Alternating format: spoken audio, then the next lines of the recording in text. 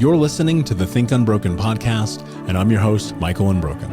I'm an author, speaker, coach, and advocate for adult survivors of childhood trauma and abuse. In this podcast, you will learn how to transform your trauma into triumph, turn breakdowns into breakthroughs, and go from victim to being the hero of your own story. You can learn more at thinkunbrokenpodcast.com, and of course, check us out on Apple Podcasts and Spotify at Think Unbroken Podcast. What is up, Cody? Welcome to the show, my friend. How are you today? Good, man. How are you doing? Man, amazing. I'm super excited to connect with you again. You know, when I think about the journey that some of us have in the path to like figuring out who we are, so much of it is really what's in between our ears. And the mindset that we bring into the journey is ultimately going to be the thing that differentiates success and failure in our life. And I know that so many of the struggles that we have really begin with us. And so to kind of lead off here, because I think it's important, for those who are listening today, tell them why you think it's important that they stay tuned and hear today's show and our conversation about ultimately becoming what you're capable of being. I would answer that in a very basic way is if you don't accept and feel through those struggles, then you won't become what you can become. Meaning those things don't define you, but they will build you into something that you didn't think that you could become because you're overcoming some things that you never wanted in the first place. Everybody has things that they go through, and when they go through those things, sometimes you have two different individuals. I feel that you have the one that wants to share everything with everyone all the time. And then you have those that keep that to themselves and they don't have anyone, or don't want to share that. And for them to be able to accept what has been happening, that is the most difficult is that acceptance in order to overcome that.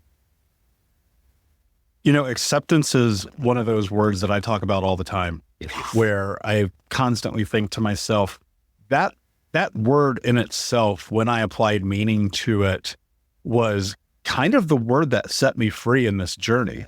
When I go look back at my life, and man, honestly, at 25, 26 years old, it was a complete disaster. And there's even been times in my 30s where I've paused and I'm like, man, life is kind of not ideal right now. What do I need to do? It always began with acceptance, right? If I look at this, I go, I'm acknowledging, I'm looking at this. What does acceptance mean? Like, how do you bring that into your life? How does someone apply this concept of acceptance to the world that they live in? Based on how I had to move forward with the word acceptance, I would tell acceptance to fuck off. I don't want to accept what's happening. I don't want to accept what this is.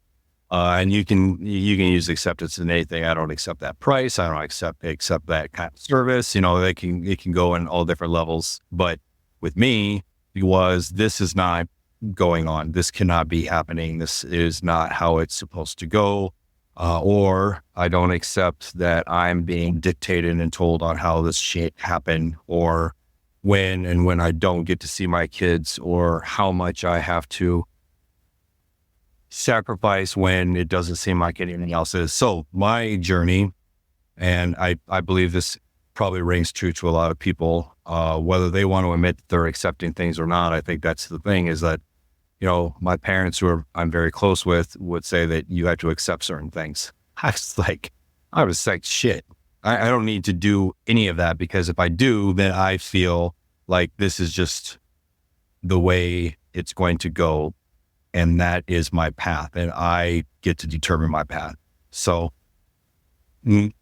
but I have learned to, as weird as this may sound, build a relationship with acceptance and say, okay, I need to accept these certain things of myself in order to grow and move forward. Now, there are things that I won't accept because I do feel that I am strong enough to move forward, and I think someone or something trying to hold me back from that. So there's a difference in my mind, and my relationship of acceptance is a little in that way, where I did need to learn to, and still doing it to this day. This morning, now as I'm talking about it, because I don't talk about this. I don't talk about this with my family. I don't talk about this clearly with my clients, but trying to teach them and help them with their mindset on accepting things is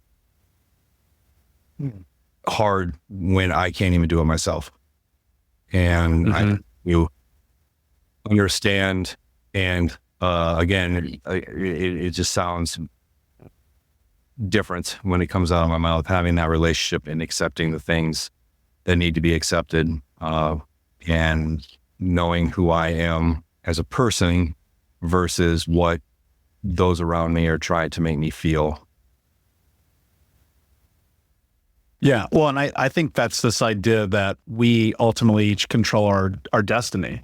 Because like I look at acceptance from this capacity of like sitting down, acknowledging and being like, this is the reality. And I think I hear what you're saying here. I don't think acceptance is and I'll speak for myself. I don't look at acceptance as there is no other alternative. I just look at it as this is what's happening in this moment. And in that's where I kind of create and framework a game plan to create change. Like I'll give you a great example, and you'll understand this as a coach and someone who helps people really transform their bodies, right? Mm-hmm. I, at 25, was 350 pounds. I had to accept that I was fucking fat, right? Like that was a real moment. Like I was like, oh my God, dude, I'm eating fast food 3 times a day, literally. I have high blood pressure at 25 years old. My sexual performance is almost non-existent. I can't walk up a flight of stairs without getting winded. I've got to a size 47 pants and 4XL shirt. And in that moment, that level of acceptance for me in that space was simply going, dude, this is life for you unless you do something different.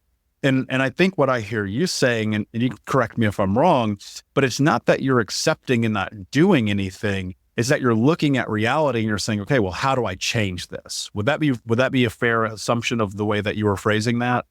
Yeah. Yes, it is. And it is, that's the battle that I'm having with acceptance. You put it in a very good way in a much shorter amount of time than I did, but like accepting that this is where I am now. I was so pissed. I am still at moments that I just refuse to allow my head to move forward with this is the reality of the situation. And I didn't for a very long time. And now that I'm able to at least accept that, it's helped me deal with inner, demons and dark thoughts, and to be able to move forward and to make those changes, because, people come into your life that matter, and they're not the same as the people that you used to be with or around. And you hold on to those things, and it is not fair to these new people, I guess is what I'm trying to say. So that's where I have had this, and this is not just, sitting in a room by yourself, literally like in your house alone, dark, and having to really mentally battle that and say, what am I doing? Now, if I were to go on the clear opposite direction, when I became a personal trainer and nutritionist and wanted to do the things that I'm doing now, I was lying in bed saying, is this really what my life is? Like, I'm sitting in a cubicle right now. I used to be a teacher. That's what I love doing. And then I wanted to advance, and now I'm here. I'm stuck. And I accepted that, and I did something about it. Now I'm sitting in a room where I'm laying in bed. And I'm like, is this really what my life's like? And I get pissed. So I think there's a lot of different levels that you, me, your listeners have when it comes to what do I really want to accept and when does it really need to change? Because if I may use you as an example, you said what, 325? 350, sorry. 350, but let's say when you were 325, you didn't have that thought. because then you got to 350. So there's something that triggers you to make that relationship with acceptance at some point. And congratulations, because dude, I know that your viewers can't see it right now, but I mean, you look great, man. So congratulations on that transformation. But for me, when it came to that level of acceptance, I couldn't accept where I was career-wise. And then when it comes to like personal life and what's going on with me emotionally that you don't really share with the world, at least I'm not, it was like not something I wanted to accept. This cannot be happening. This is not what it was supposed to be like. This is bullshit. This is not fair. And you keep going on with that. Or then you finally, which I had to do, like create that, again, relationship and move forward, or at least start trying, which is this is a very cool opportunity to be on the show and just talk about that, because it's not like I've been transformed. It's not that I'm perfect or better. I've gone through things, you've gone through things. We're going to go through things, as you said perfectly earlier. Life will hit you. You don't know what's going to happen. It does not care, because it's going to happen. Yeah. Well, I teach my clients this: life is going to life. No matter what we do, the next thing is coming. And I often, as difficult it is, and I'll give you a great example of this. When I'm starting this weight loss journey, almost 15 years ago now, the thing that I took into consideration was, all right, this is going to cost a lot. It's going to cost a lot of my time, my effort, my energy, my money. But I also thought to myself, what is this going to cost me if I don't do it? And I remember very vividly, Cody, I had this vision where I was like looking at my future. Now I don't have children, but I was looking at my future and I was like, oh, somebody else is going to walk my daughter down the aisle because I'm going to die when I'm 35 because I'm morbidly obese. And it was like, and then it was also looking at life and coming to the realization of like, this health journey isn't only about the physical health. There's the emotional aspect, the mental aspect of it, in which you continue to grow.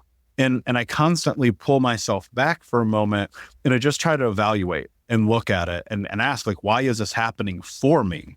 And one of the things that's so powerful about that, which is what I'm always trying to teach people, is it gives you the ability to take control. Because life, dude, I think this is just true. Life sucks a lot, but also life is amazing a lot. And whichever direction we focus on, like, that's going to be the reality of the outcome of the scenario, right? If I'm sitting here looking at my past, fuck, you're trapped there forever, right? And this is the place where people get trapped. If I'm looking at my future, that's a direction moving forward. And, one of the things that I think is so fascinating, you're laying in bed, you're having these thoughts. People have these thoughts on a daily basis. Like, I'm a teacher. I want to change my life. I don't want to be in a cubicle. I want to go and help people in this space. And what I find so interesting is people will take 10 years to make a decision that takes 10 seconds. And so I'm really curious, why did you decide, like, with all the things in one's life, especially career, people get stuck, they get trapped, they continue to stay in that space. Why do the thing that you were thinking about, right? Why decide, okay, this is what I'm thinking about, this is what I'm going to do, I'm going to go for it? Why, ultimately, the question I'm asking for, why go for it? Why try to create the life that you want to have instead of just staying in a life that you hate? I was very happy. It's a great question. Thank you for asking it. And I've never actually really talked about this out loud to anyone. But I needed to come in, a very close best friend, person told me that I just needed to be me and be raw. So I just need to talk about it and say, I was extremely happy as an educator.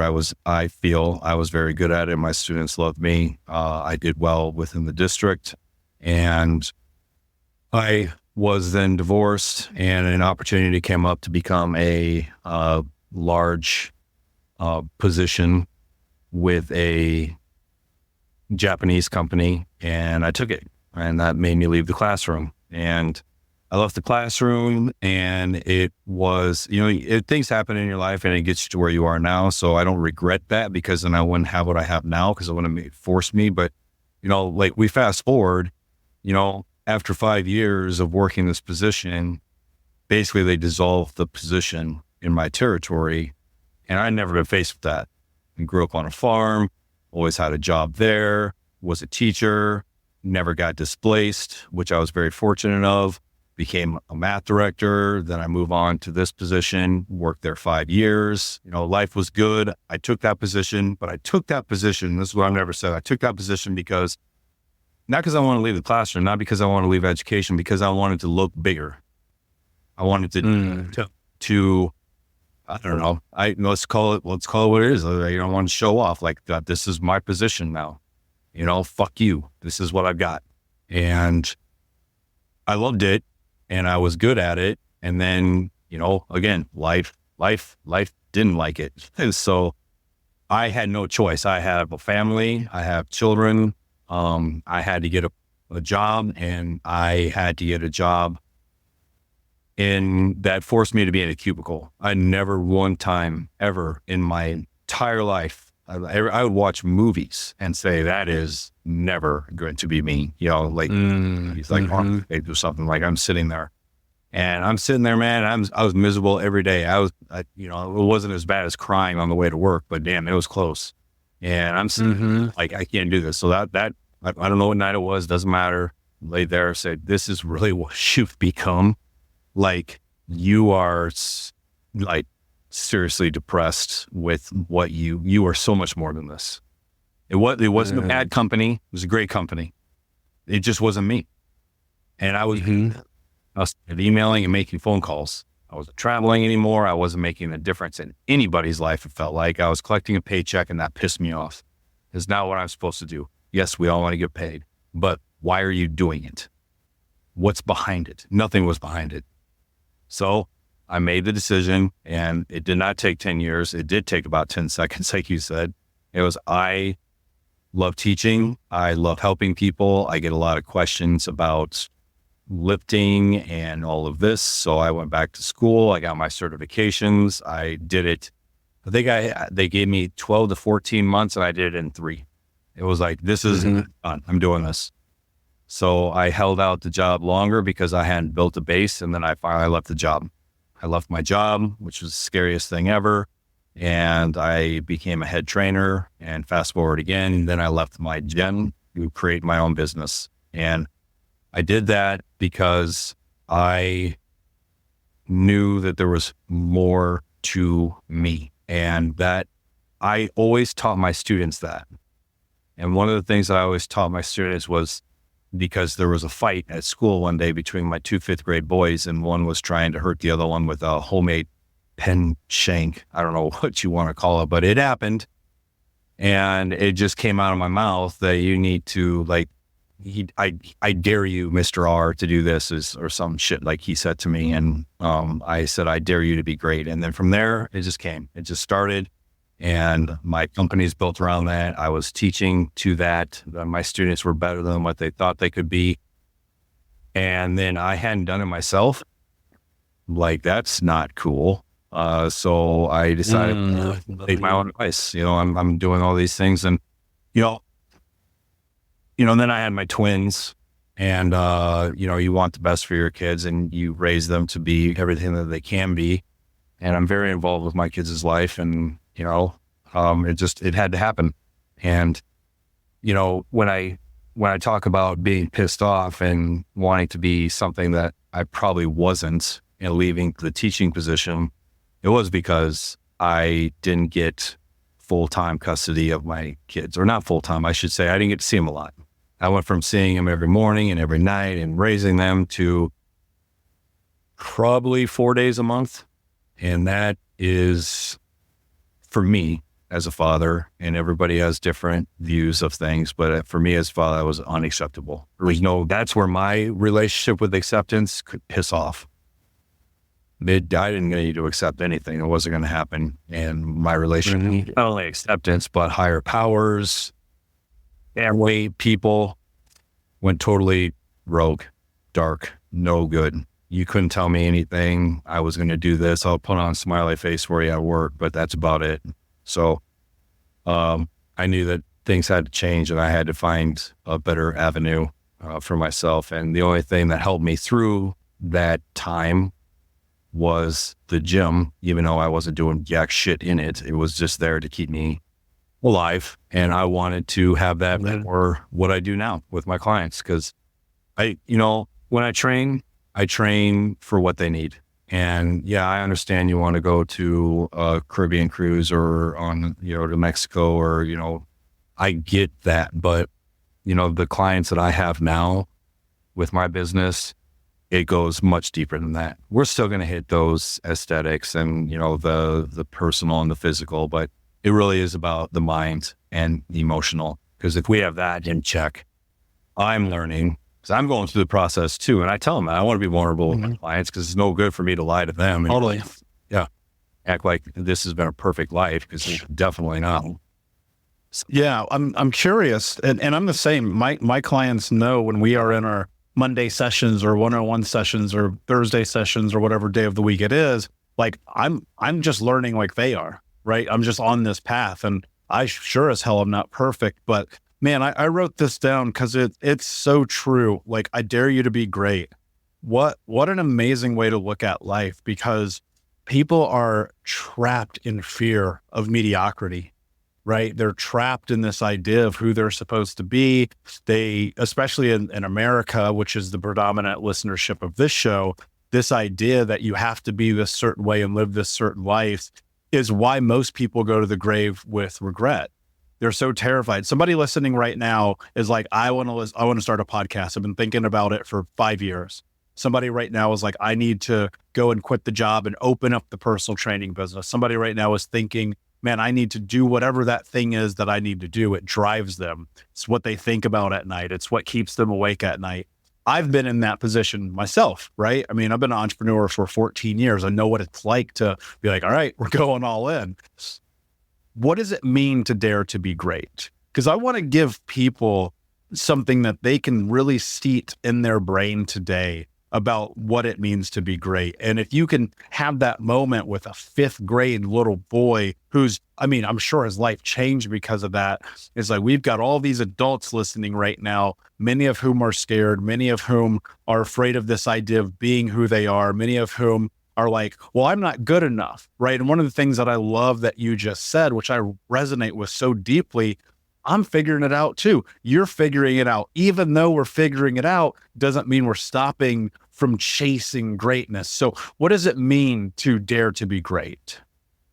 Hey, Unbroken Nation, we'll be right back to the show, but I wanted to let you know that you can grab a copy of my first book, Think Unbroken, Understanding and Overcoming Childhood Trauma, for free. If you go to book.thinkunbroken.com, you can download the PDF ebook version of the book and get everything that I know about the baseline of healing trauma for free, downloaded to your email right now. Just go to book.thinkunbroken.com to download your copy of Think Unbroken, Understanding and Overcoming Childhood Trauma for a PDF for your phone. Again, that is book.thinkunbroken.com. Well, I'm going to answer that question. And the best way to start that out is 6 months ago, I'm working in the gym, and this will age me somewhat, but that individual, one of those boys that were fighting, came up to me and hugged me and said, "Thank you, Mr. R."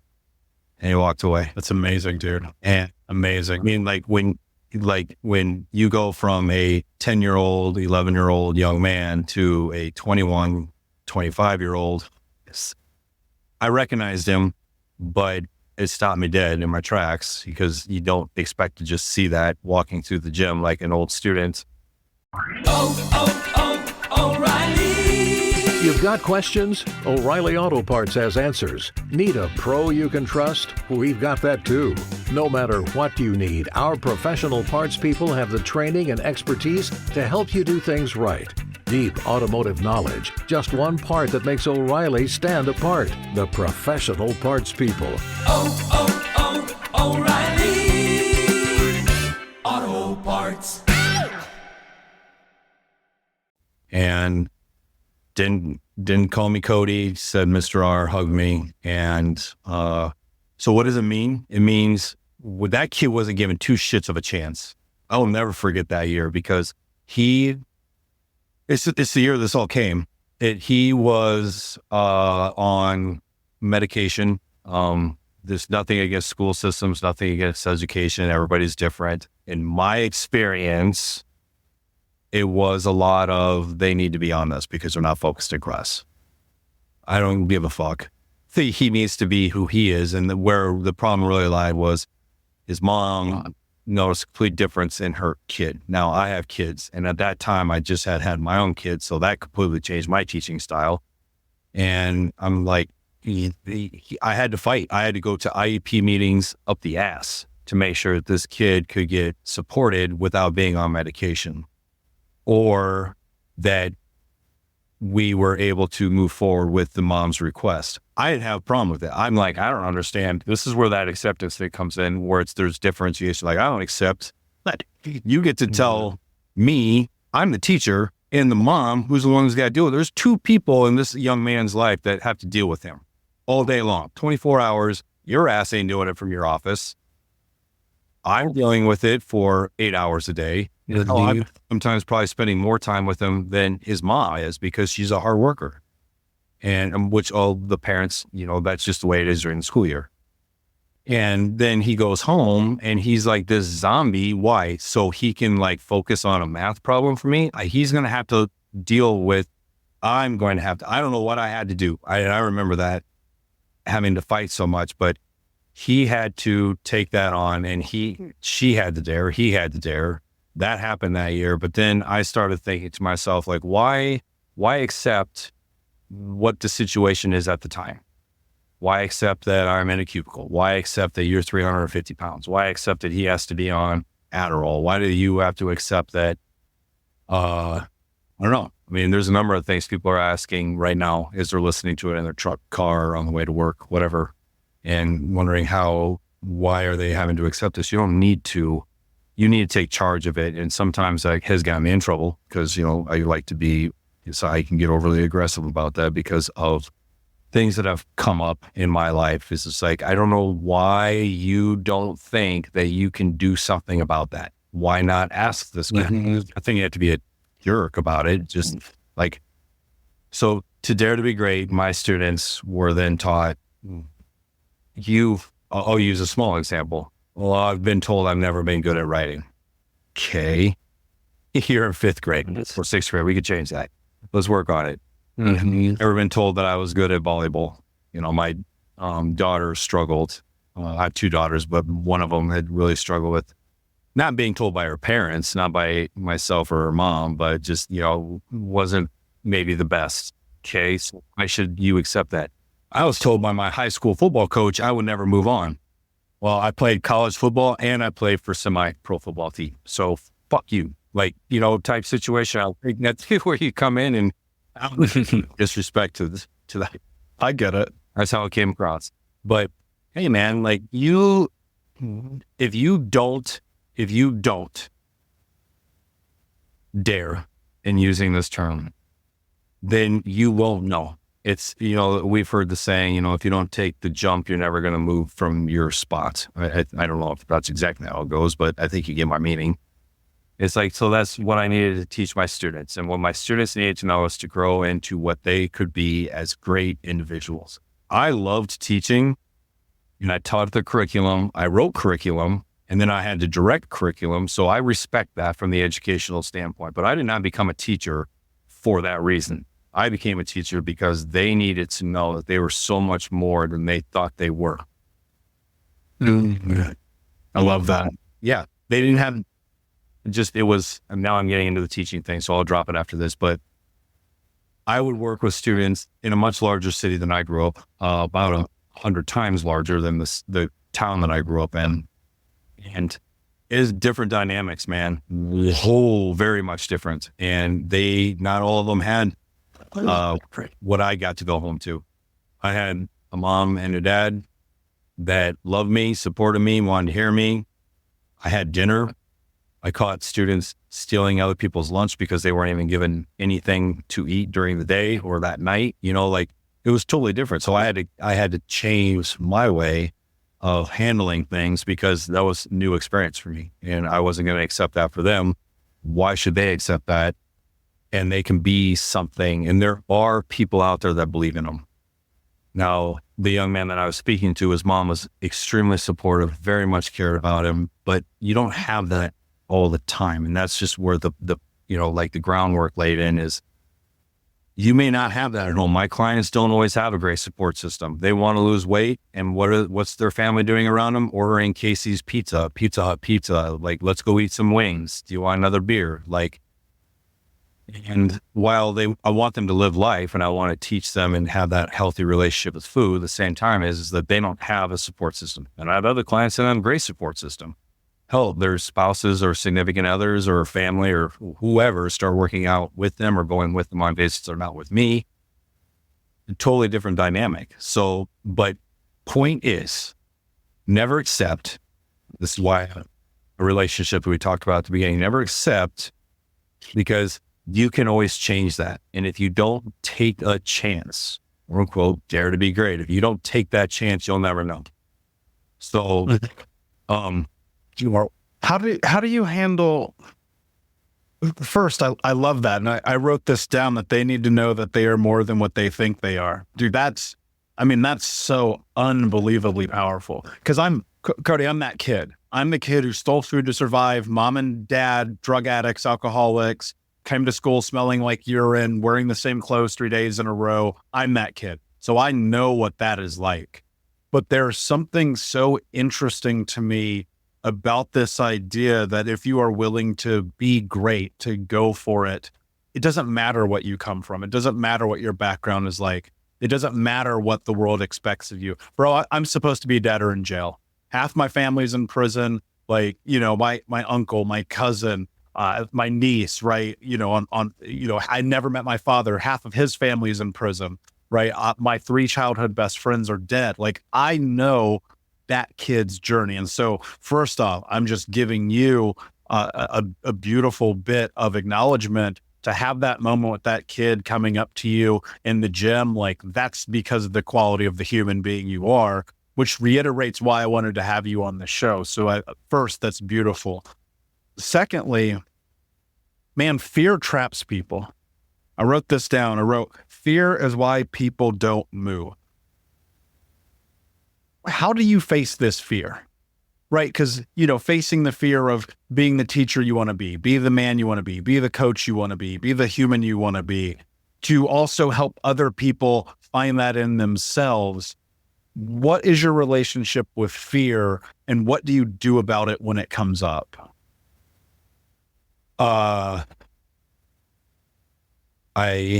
will go with, again, I know it sounds like I'm being this dead horse, but I won't accept things, and I won't accept, I think people, let me put it this way, maybe this is a better way to put it. I think people want to conform and do what everything says around them and what society says around them. If you would have conformed, you and I would not be talking today. I feel, based on what you just told me and what you told your listeners, that if you would have accepted what things were like around you and you would have done that and not changed or thought that this was just what life was supposed to be like, then that's what would be happening to you.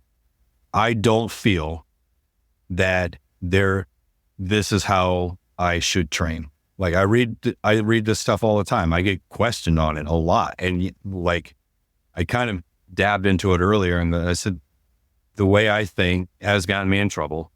Definitely. When I say trouble, I just mean it's caused controversy, but I like that. I like that because I'm not scared, because it doesn't fucking matter what happened to me. It didn't matter what kind of person I tried changing myself into, what I tried doing for fighting for a marriage, what I tried doing to impress someone else or to change what someone else was saying about me. They're going to do whatever the hell they want to do. They're going to think whatever the hell they want to think. So I'm going to give them a show. I'm going to give them a show because this is the right thing. This is what my parents tell me. And I would love to just give it straight to my dad or straight to my mom, but it's to both of them. It is, if you know it's good and this is what you feel and this is what drives you, then it's good. Like, you've got to believe that, because the only thing you have is what is in your heart, like, for real. So your listeners right now, they're like driving to their job or they're coming home from their job and they're like, this fucking sucks. Like, no, yes, I have bad days at work too. There are days where I just like not wanting to do that. And then I'm thinking, well, if I don't, that person that needed me needs me. So if you're in that position and you need to do something else for yourself, then don't be scared to do it, because why not? Like, why, if that question, I mean, why not do that? I don't understand why it matters. I get so worked up when people want to think about what someone else will say. My life, the last 12 years, right? Yeah. The last 12 years has been someone saying something else about me.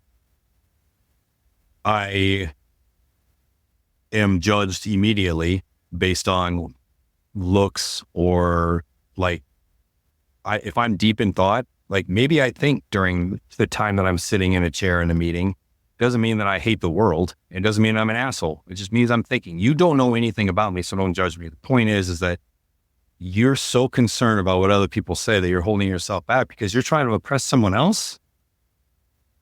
I never understood that concept, and I don't want to conform to that. So I'm not scared of it anymore, which, if I were to lighten this mood up just a little bit, my kids very well know. And like, I'll be sitting there and we'll be having dinner or something happens and, something doesn't go that is not an okay situation. And I'll just, I'll say with a smile on my face to my kids, that's probably not how that should go. Maybe I should say something. And like, my kids, no. Don't make it a big deal, because my twins are 17, by the way. So of course that everything is a big deal.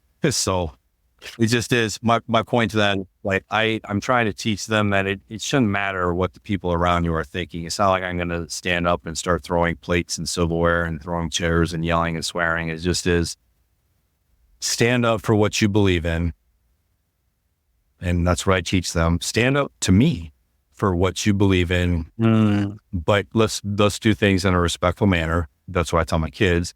So I follow the same thing, but I will not sit there and accept or show my children that you should accept what is being told to you by a coach.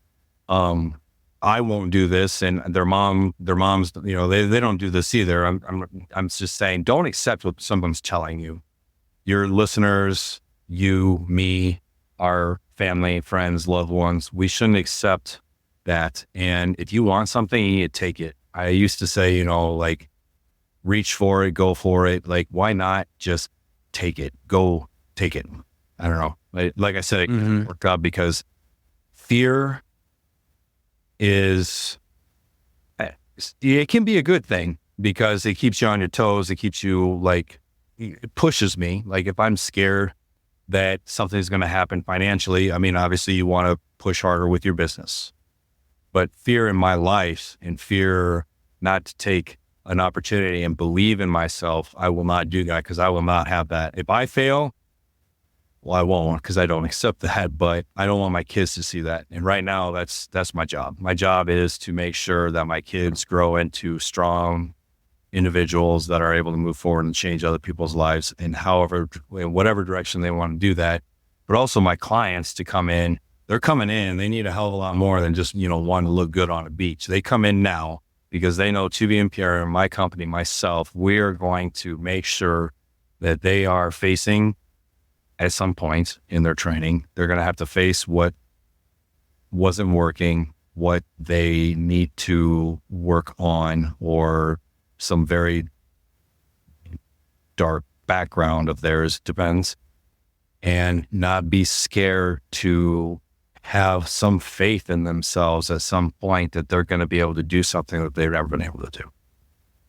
Yeah. Well, and that's the place where people get trapped because they haven't done it before. They don't think they're worthy. They don't think they're capable. They don't think they're deserving. They think people will judge them. They think people are looking at them. They care so much about other people's opinions that they forever stay trapped.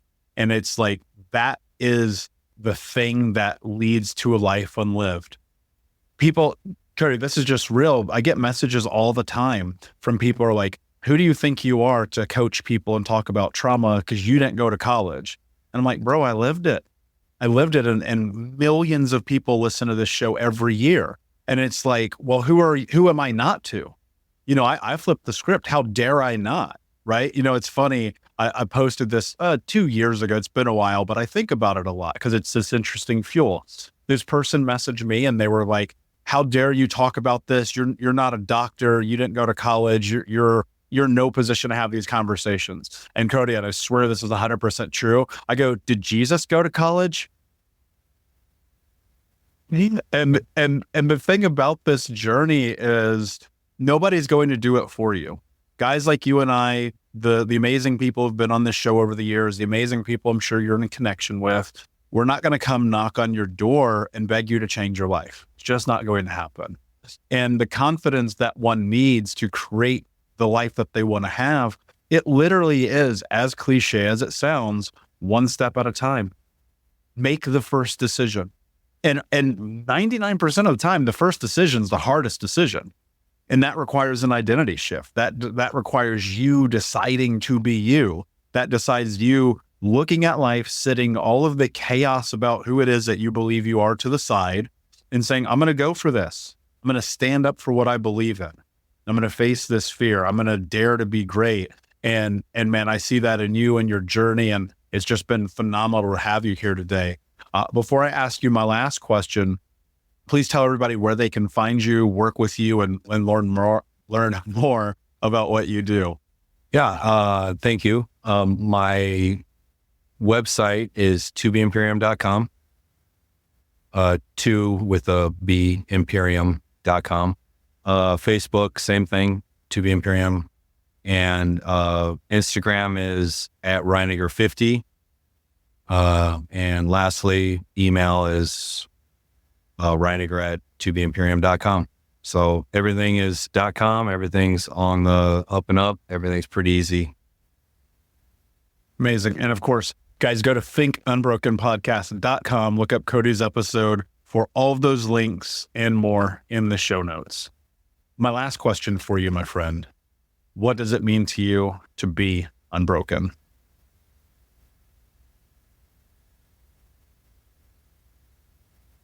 I don't have the choice to be broken. I feel it a lot.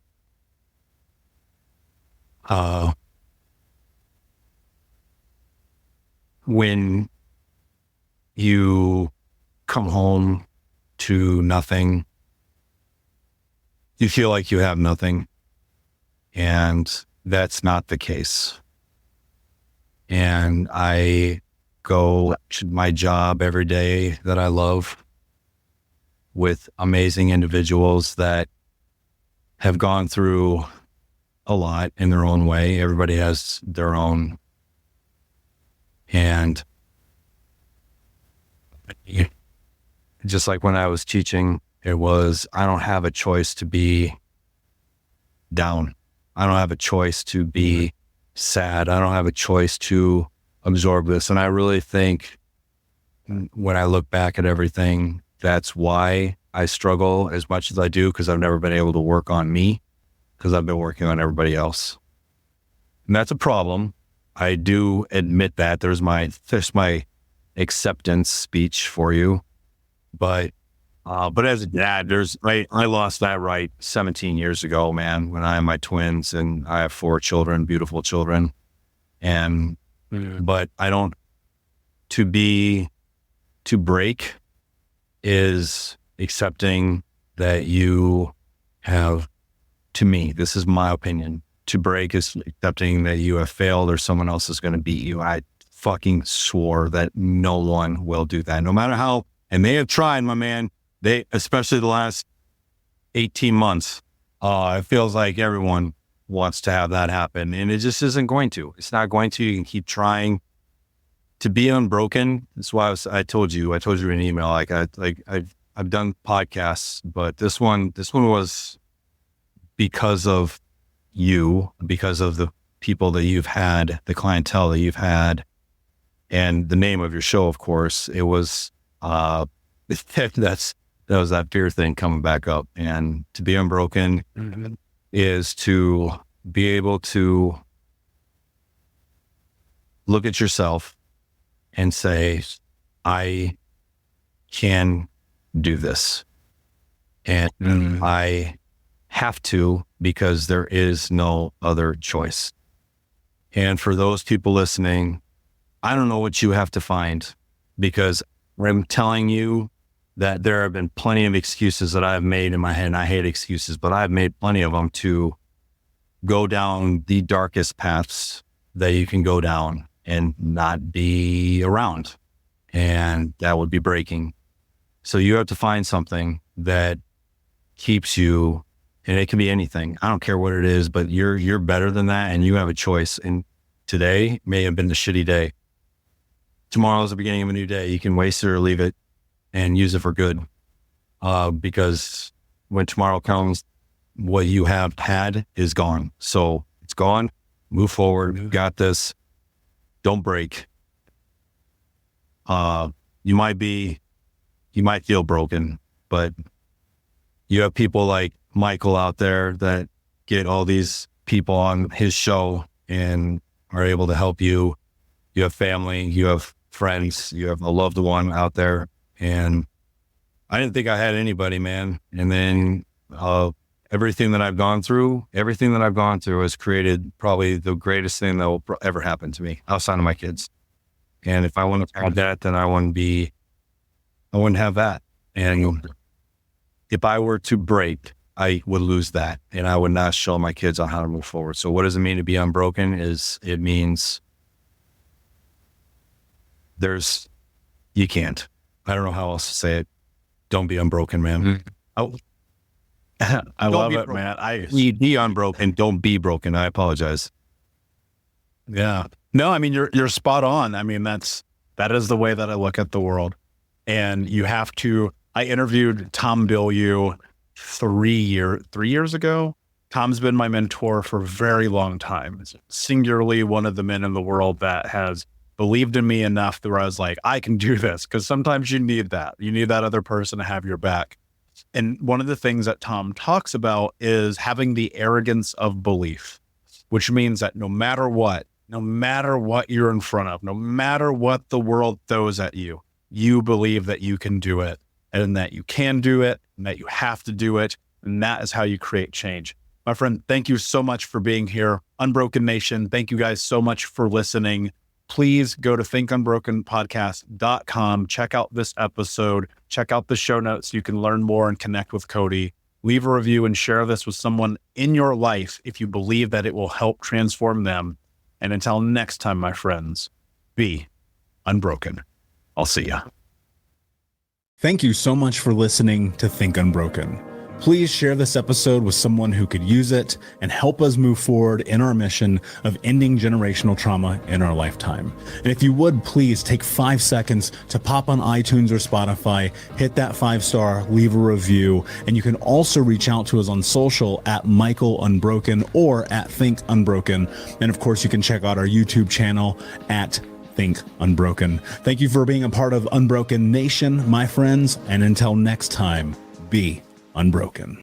We'll be right back to today's show, but before we do, I want to let you know that you can get a free copy of my first book, Think Unbroken, Understanding and Overcoming Childhood Trauma, when you leave a review for the podcast on Apple Podcast, either on desktop or on your phone. All you have to do is go to Apple Podcasts, look up Think Unbroken, click follow in the top right, and then go and leave a review at the bottom. And when you leave that review, screenshot it and send it over to book.thinkunbroken.com, where you can upload your contact and mailing information, and we will send you a free copy of this award-winning best-selling book, absolutely free, including shipping. Just go to book.thinkunbroken.com to upload your screenshot review from Apple Podcasts for the Think Unbroken podcast. And until next time, my friend, be unbroken. I'll see ya.